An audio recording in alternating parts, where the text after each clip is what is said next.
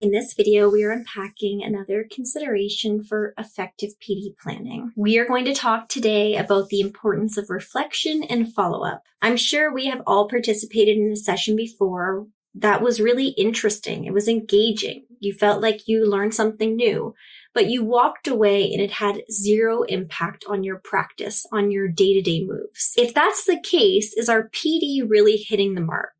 If our PD doesn't result in actionable steps and lasting change, does it really have the intended impact? So what can we do to avoid this pitfall? The first consideration I'd like you to think about is the power of metacognition.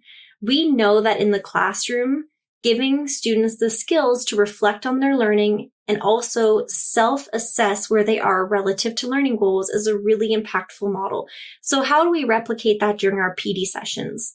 We need to build in not only opportunities to reflect, but opportunities to self-assess. And IC charts or levels of implementation are a really great way to do that.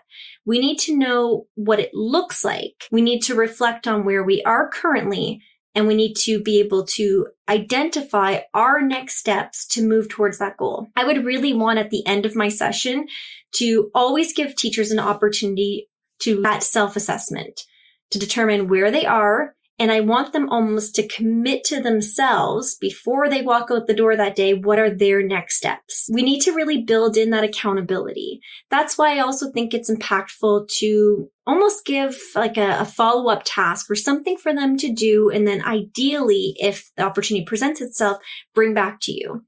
So they're making a commitment to themselves. They might be making a commitment to the other colleagues at their table or to their administrator, but what is their next step and what is their homework? How will they bring back evidence of the changes that they've implemented? So self-reflection, self-assessment, and making commitments to next steps is really important at the end of an effective PD session. I would also argue that we all know that one-to-one coaching is going to have the biggest impact on movement or change within a system. And of course, that would be the ideal, that you walk away from a session and every single participant gets personalized follow-up to really help them move along that continuum. But if that's not possible, what is?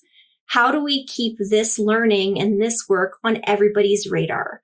We need to ensure, of course, that messaging remains consistent and that we are, showing educators and showing leaders that this is the work that we are committed to. So do we follow up with emails? Ideally, personalized emails would be amazing, or personalized check-ins. Are we doing short video clips that can be shared at staff meetings? If we have long periods of time between sessions, or maybe it's only a single session and that's it for the entire year, how do we keep the momentum moving forward?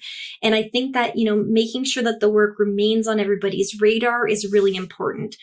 Video clips to me are a great and easy way to do that. I can record a quick clip, 5 to 10 minutes, share it with administrators, and they can use that clip at a staff meeting. We just really want to make sure that when teachers walk out the door at the end of the session, it's very clear that it was not isolated to that session, that we need to see the shift happening in classrooms and what pressure and support do we need to ensure that those changes are happening.